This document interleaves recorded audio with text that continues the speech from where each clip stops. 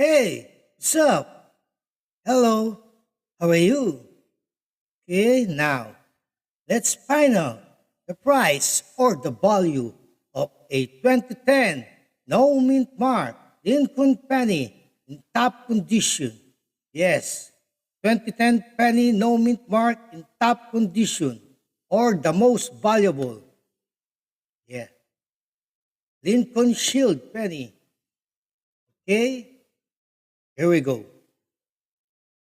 The most valuable 2010 penny ever sold was graded MS69RD by Numismatic Guarantee Company and fetched $1,007 in a 2019 auction. Okay, that's all.